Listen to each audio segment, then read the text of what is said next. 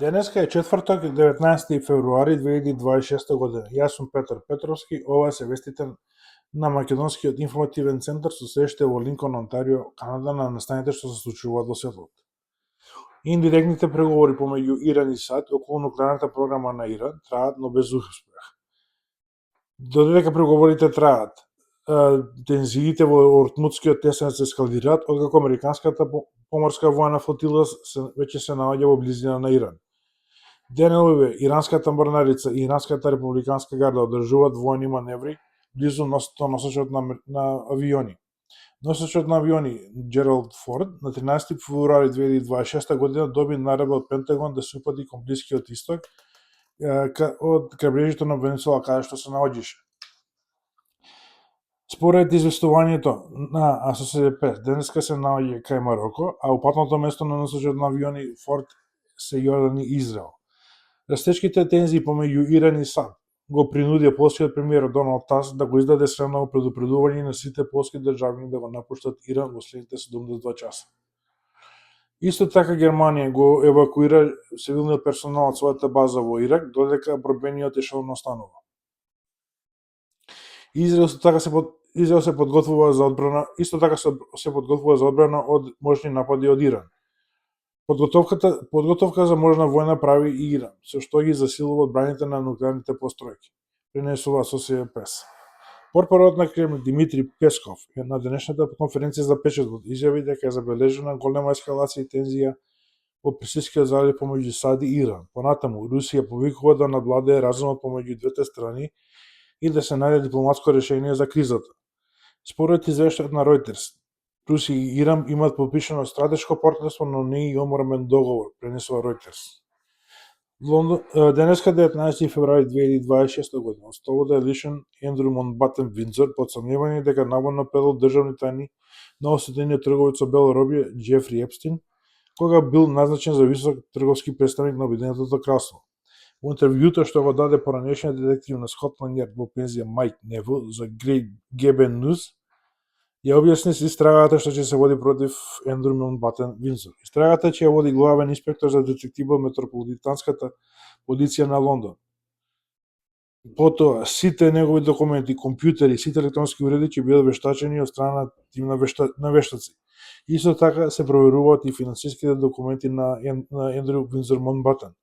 Следниот чекор е тој да биде испрашен од страна на полицијата. Полицијата има рок од 24 часа да го обвини да го држи пред да го обвини.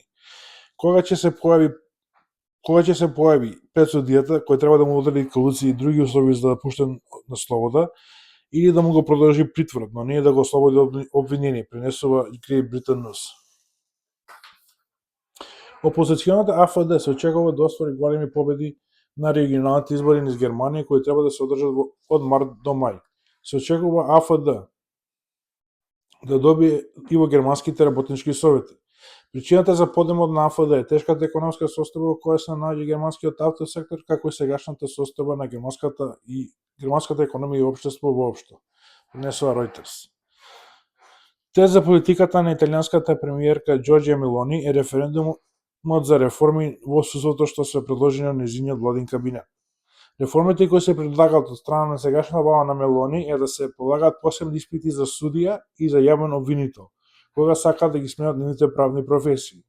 Засега не е потребно да се полагаат посебни испити кога сакаат од јавен обвинител да станат судии или обратно, односно се полага само еден правосуден испит. Референдумот треба да се одржи идниот месец на 22 и 23 март 2026 година. Парламентарните избори во Италија треба да се одржат идната година 2027. Официјален Париз бара објаснување од Европската комисија зошто ја испратила еврокомесарот за Медитеранот Дубравка Шуица да присуствува на основачкото собрание на Одборот за мир во Газа, како набљудувач без одобрение на Европската унија, пренесува Euronews. Додека Европската комисија одговори дека Дубравка Шуица е испратена со одобрение на Европската комисија како набљудувач, бидејќи ЕУ е еден од инвеститорите во реконструкцијата на Газа и сака ЕУ да биде вклучена во седниците на Одборот за мир. Од земјите членки на ЕУ кои прифати да се основопожители на Одборот за мир засега е Унгарија, додека Бугарија само изразила интерес, пренесува Euronews.